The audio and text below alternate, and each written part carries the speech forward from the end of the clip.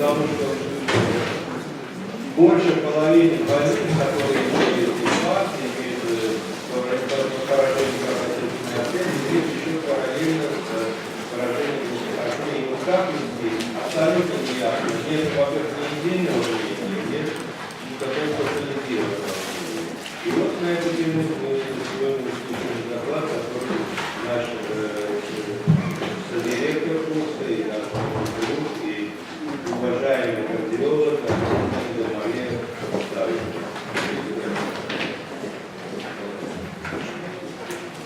Thank you, David.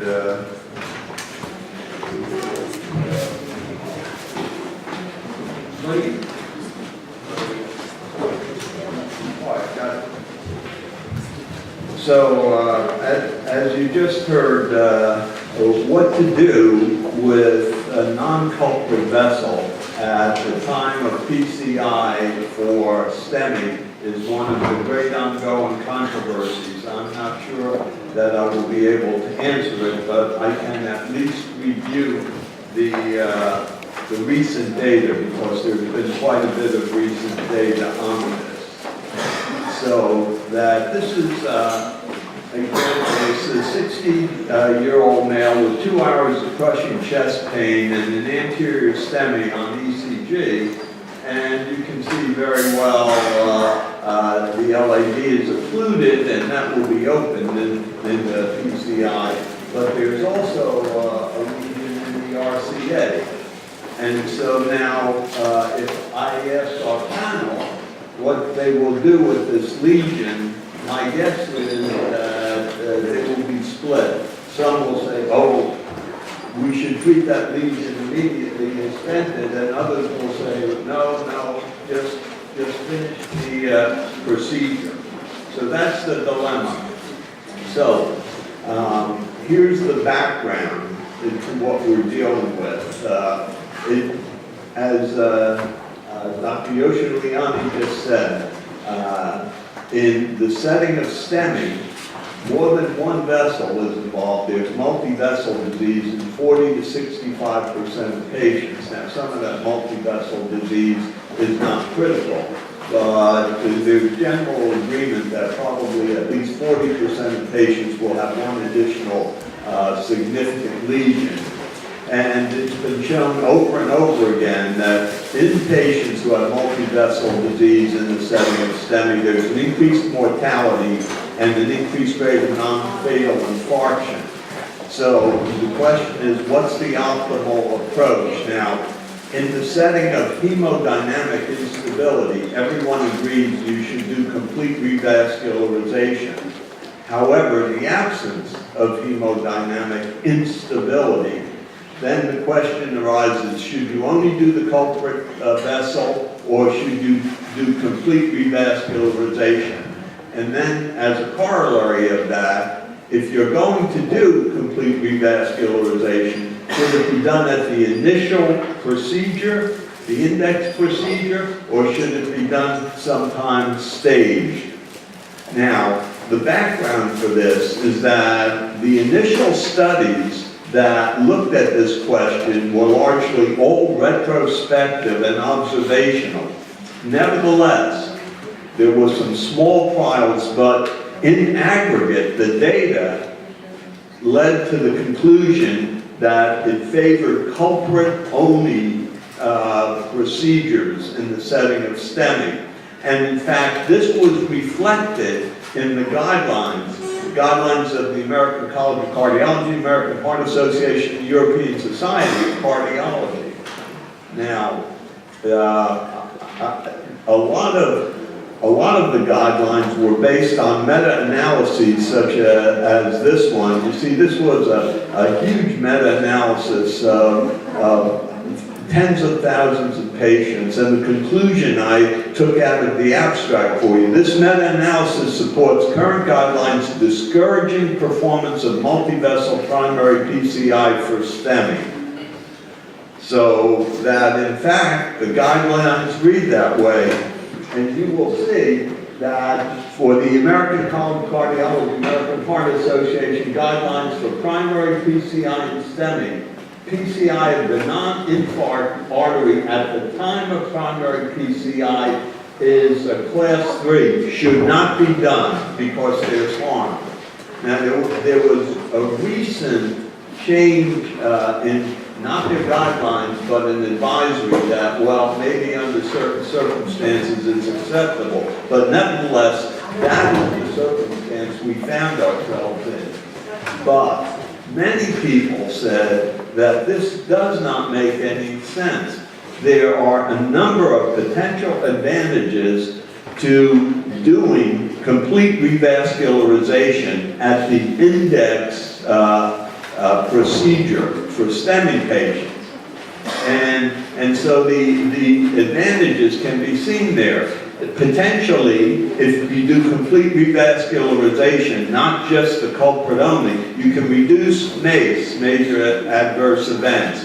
You can enhance hemodynamics, have a better ejection fraction. You can reduce the potential for ischemia at a distance, that is ischemia in the non-infarct bed. You can stabilize plaques, and there's good data that plaques, even in non-infarct vessels, become destabilized in the setting of acute myocardial infarction. There's upregulation of selectins and adhesion molecules of all types. You can, of course, avoid repeat procedures if you do complete revascularization at the index procedure, and therefore save costs. So there's a lot of reasons to believe that that is an intelligent approach. On the other hand, there's some potential liability with doing complete revascularization at the index procedure. You may run the risk of greater complications at the time of catheterization. The more you do in an unstable patient, the higher the chance of a complication. You can increase the potential for contrast-induced nephropathy because of the dye load you're giving. And in fact, you may wind up treating lesions that are not themselves physiologically significant. And I'll show you some data in a little while that in fact, even non-infarct lesions tend to have some spasm and appear worse than they actually are in the setting of acute MI. So pros and cons. Now, in that setting, there have been 3 recent studies, randomized clinical trials, the best evidence we have in medicine, that deal with the question of what to do, whether the culprit only or complete revascularization. The first of these is the PAMI trial, published in New England Journal, randomized trial of preventive angioplasty and MI. Now this is a difficult slide to see. I show it to you for a couple of reasons, and this will be true of all the studies. So they screened nearly 2,500 patients, 2,500 patients, and at the end, they randomized only 500. So as is true for all of these studies, they're based on a small percentage of the overall number of patients that are seen with a STEMI. The other thing is that, as is true generally, less than half the patients were found to have single vessel disease. So multi-vessel disease is really the rule, not the exception. Ultimately, however, they had about 465 patients who were randomized and followed. Okay? And the characteristics of the patients are shown here, and in general, you can see whether it was in the preventive PCI, the complete revascularization, or the culprit-only group, that there were no differences. I would point out to you, though, an important limitation of the PAMI trial was that the majority of patients had inferior MI, so they're relatively low risk. Okay? Now, in terms of outcome, then we look at the primary outcome, which was here, MACE, okay, death from cardiac causes, non-fatal MI, or refractory angina. Okay, and you can see that as a composite, The group who had preventive revascularization, complete revascularization, did substantially better. And that was true for death, and the tendency for death from cardiac causes and death from all causes. The big difference, of course, was repeat revascularization. The people who did not get revascularized at the index admission subsequently had the need for a substantially larger number of revascularizations. So here's the same data plotted out. Patients without MACE, without a primary outcome.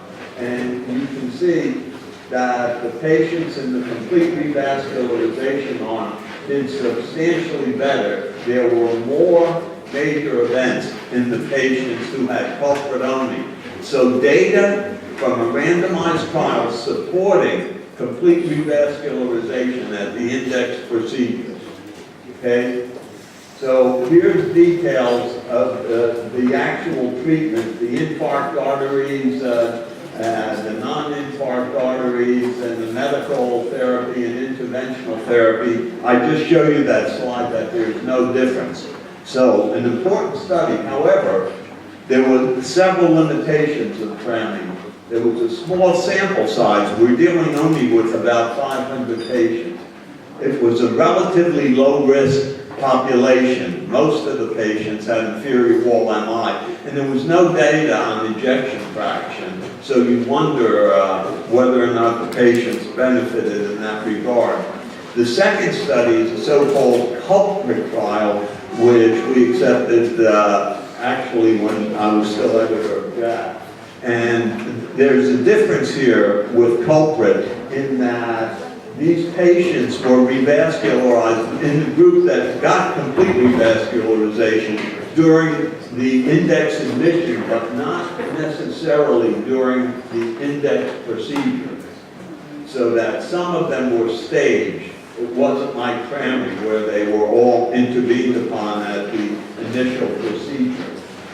Okay, and here's the flow sheet, and you'll see that only about 59% of the patients were revascularized completely at the index procedure. 41% were staged. And then ultimately it came down to the primary endpoint, which was major adverse cardiac events at 12 months. Okay, what about the patient groups? Well, you can see baseline variables at randomization equivalent, no differences between the groups. What about in terms of medical treatment? No difference, the same medical treatment.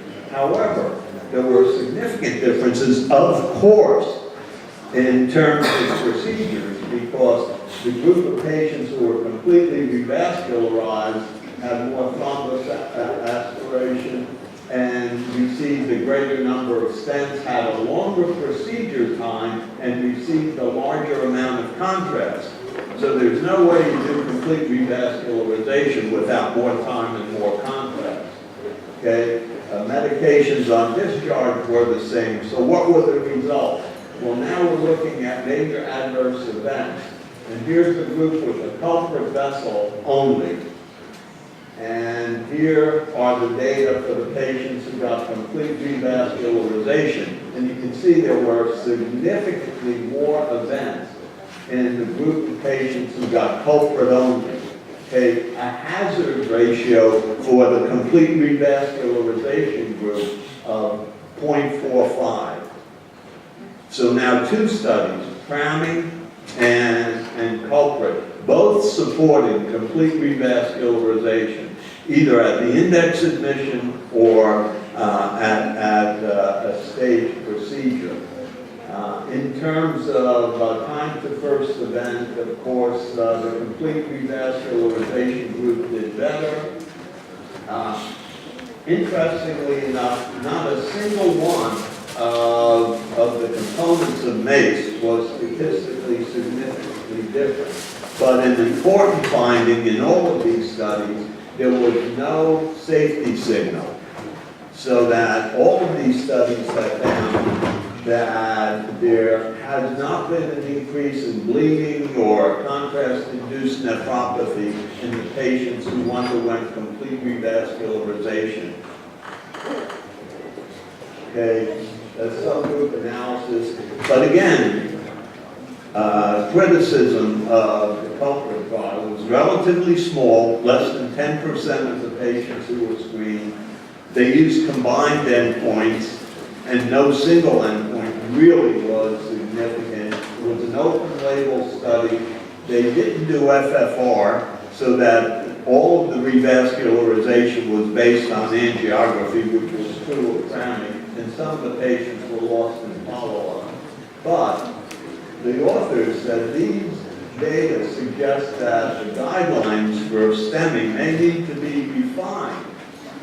Okay? So, the question